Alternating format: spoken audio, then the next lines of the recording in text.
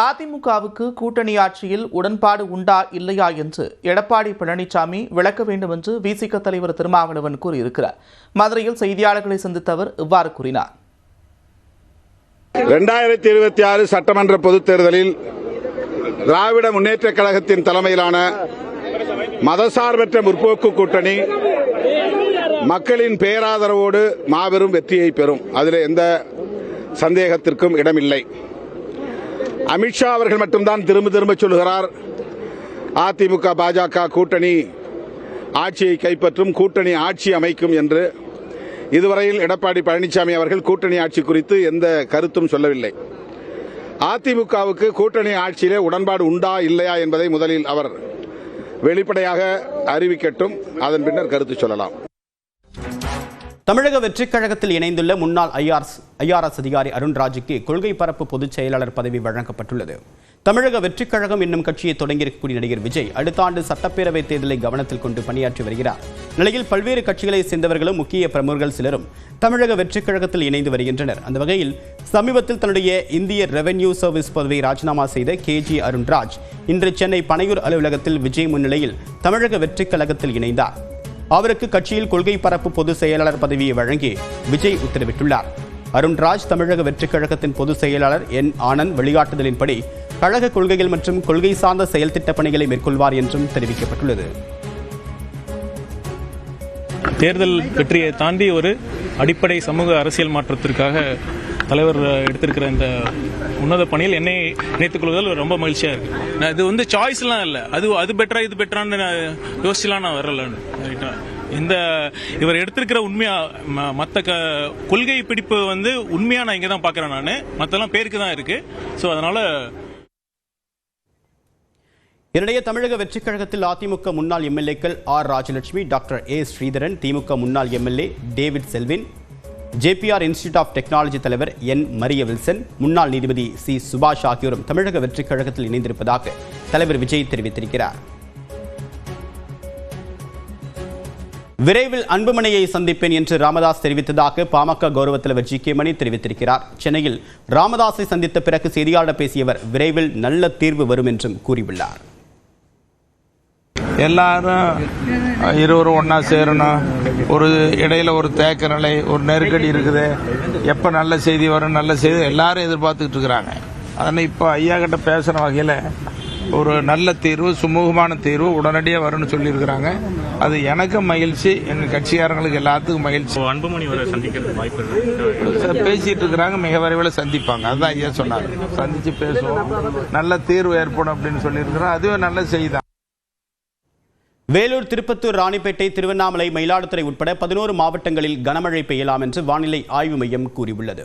தென்னிந்திய பகுதிகளின் மேல் வளிமண்டல மேலடுக்கு சுழற்சி நிலவுவதாக வானிலை ஆய்வு மையம் தெரிவித்திருக்கிறது. இதன் காரணமாக தமிழ்நாட்டில் ஒரு சில இடங்களில் இன்று இடி, மின்னல் மற்றும் பலத்த காற்றுடன் மிதமான மழை பெய்ய வாய்ப்பிருப்பதாக தெரிவிக்கப்பட்டுள்ளது.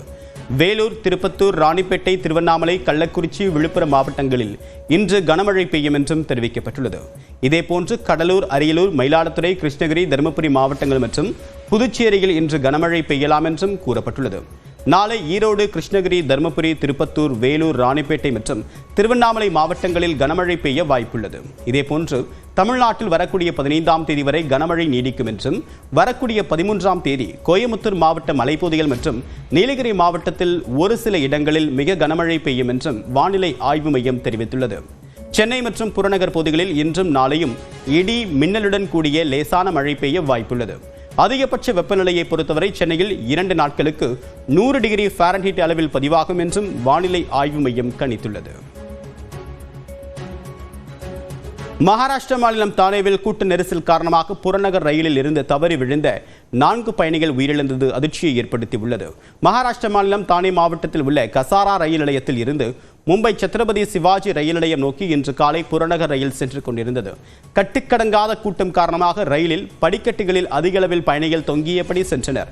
காலை 9:30 மணி அளவில் மும்ப்ரா ரயில் நிலையம் அருகே ரயில் வந்தபோது எதிர் திசையில் வந்த ரயிலுக்கு நெருக்கமாக சென்றதாக கூறப்படுகிறது. அப்போது கசாராவில் இருந்து மும்பை நோக்கி சென்ற ரயிலில் படிக்கட்டுகளில் தொங்கியபடி சென்ற 10 பேர் தவறி கீழே விழுந்துள்ளனர். அதில் 4 பேர் சம்பவ இடத்திலேயே உயிரிழந்தனர். 6 பேர் காயமடைந்த நிலையில் மீட்கப்பட்டு மருத்துவமனையில் அனுமதிக்கப்பட்டனர். இந்த விபத்து காரணமாக தானே மும்பை புறநகர் ரயில் சேவை கடுமையாக பாதிக்கப்பட்டது. இந்த விபத்து குறித்து ரயில்வே காவல்துறையினர் விசாரணை மேற்கொண்டு வருகின்றனர். இதற்கிடையே மும்பை புறநகர் ரயில்களில் தானியங்கி கதவுகள் அமைக்கப்படும் என்று ரயில்வே துறை உறுதியளித்துள்ளது. அமைதி பூங்காவாக திகழக்கூடிய தமிழ்நாட்டில் கலவரத்தை தூண்டி ஆதாயம் தேட பார்ப்பதாக மத்திய உள்துறை அமைச்சர் அமித்ஷா மீது திமுக துணை பொதுச் செயலாளர் ஆர் ராசா குற்றம் சாட்டியுள்ளார். சென்னை அண்ணா அறிவாலயத்தில் செய்தியாளர் பேசியவர் தமிழ்நாட்டில் சட்ட ஒழுங்கு சீர்குலைந்திருப்பதாக மத்திய அமைச்சர் அமித்ஷா பேசியதற்கு கண்டனம் தெரிவித்தார். உள்துறை அமைச்சர் என்ற தகுதியை மறந்து அப்பட்டமான பொய்யை அமித்ஷா கூறியிருப்பதாகவும் சாடினார். அமித்ஷாவின் பேச்சு கூட்டாட்சி தத்துவத்திற்கு நல்லது அல்ல என்றும் மத்திய மாநில அரசுகளுக்கு இடையேயான சுமூகமான போக்குக்கு குந்தகம் விளைவிப்பதாக உள்ளதாகவும் ஆர் ராசா குற்றம் சாட்டினார். உள்துறை அமைச்சர் ஒரு மாநிலத்திற்கு வருகிற போது அவருடைய தகுதி, அவருக்கு இருக்கிற பொறுப்பு, கடமை உணர்ச்சி இவைகளை பற்றி கிஞ்சிற்றும் கவலைப்படாமல் அவதூறுகளை அள்ளி வீசுவதும், மாற்றுக் கட்சி அரசாங்கம் அந்த மாநிலத்தில் நடந்தால் ஆதாரமில்லாத குற்றச்சாட்டுகளை சொல்வதும், மதவாத பிளவை வேண்டுமென்றே உண்டாக்கி அமைதியாக இருக்கிற ஒரு மாநிலத்தில் சட்ட ஒழுங்கு பிரச்சனையை, கலவரத்தை தூண்டி அதன் மூலம் அரசியல் ஆதாயம் கிடைக்குமா, அறுவடை செய்யலாமா என்கின்ற அருவருப்பான உணர்ச்சியும் அவருடைய பேச்சில் வெளிப்பட்டிருக்கிறது.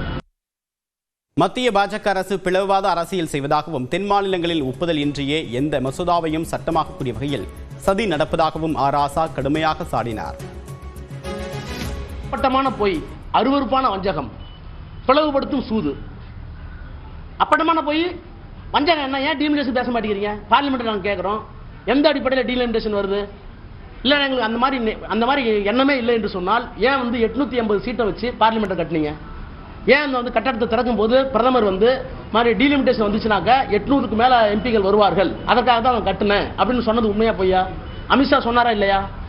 அப்ப உங்க நோக்கம் டீலிமிட்டேஷன் வந்ததுக்கு பிறகு 800க்கும் மேற்பட்ட எம்பிகள் வந்துருவாங்க. எந்த அடிப்படையில்? மக்கள் தொகை அடிப்படையில். அது தமிழ்நாட்டை வஞ்சிக்கும், அது தென்னகத்தை வஞ்சிக்கும். மதுரையில் நடைபெற இருக்கக்கூடிய முருகர் மாநாடு இந்து மத ஒற்றுமைக்காக நடத்தப்படவில்லை என்றும் அவர் குறை கூறினார். இவங்க நடத்துறது இந்து மத ஒற்றுமைக்காகவோ அல்லது முருகனுக்காகவோ இல்லை. இங்க மதவாதத்தை ஏற்படுத்தணும், பிளவு சக்தியில் கொண்டு வரணும், இஸ்லாமியர்களுக்கு எதிராக, கிறிஸ்தவர்களுக்கு எதிராக, சிறுபான்மை மக்களுக்கு எதிராக தூண்டிவிட்டு அந்த தூண்டுதல் உணர்ச்சியில அரசியல் ஆதாயத்தை நினைக்கிறாங்க. அது மதுரை மக்களே விரும்பவில்லை. திமுகவிற்கு யாரை பார்த்தும் பயமில்லை என்றும் ஆர் ராசா திட்டவட்டமாக தெரிவித்தார். சார், அமித்ஷாவை பார்த்தாலும் திமுகவுக்கு ஷாக் அடிக்குது. நயனா நேற்று பேசுகிறார், அளவுக்கு ஷாக் அடிக்கக்கூடியவராக இருக்கிறார். எங்களுக்கு எதுக்கு ஷாக் அடிக்கணும்? எங்களை பார்த்து ஷாக் அடிச்சா நீங்க வந்திருக்கீங்க. தமிழக மக்கள் அவருக்கு பின்னால், திராவிட முன்னேற்ற கழகத்துக்கு பின்னால் இருக்கிறார்கள். இதை புரிஞ்சிக்க முடியாம, இதை தெரிஞ்சிக்க முடியாம, இதை ஜீரணிச்சிக்க முடியாம தானே நீங்க இங்க பேசுறீங்க. எங்களுக்கு எதுக்கு பயம்? உங்களை பார்த்தா எங்களுக்கு சிரிப்பா இருக்கு. இப்ப பிரைம் மினிஸ்டர் 5 தடவை வந்தாரு எம்பி எலெக்ஷனுக்கு, 5 முறை வந்தாரு. ஏன் பயந்தார் தமிழ்நாட்டை பார்த்து? எப்போதாவது ஒரு பிரதம மந்திரி சுதந்திர இந்தியாவில் 5 முறை சும்மா மேட்டுப்பாளையம் முனிசிபாலிட்டி, திருப்பூர் முனிசிபாலிட்டி 5 தடவை ஏதாவது பிரைம் மினிஸ்டர் பார்த்துருக்கீங்க? யாருக்கு பயம்? மேகாலயாவில் ஹனிமூனிற்கு சென்ற புது மாப்பிள்ளை கழுத்தறுத்து கொடூரமாக கொலை செய்யப்பட்ட வழக்கில் பகீர் திருப்பமாக கணவரை தீர்த்து கட்டியது நடுங்க வைத்திருக்கிறது. ஹனிமூனிற்கு சென்ற இடத்தில் கணவரை மனைவியை கொலை செய்ய காரணம் என்ன?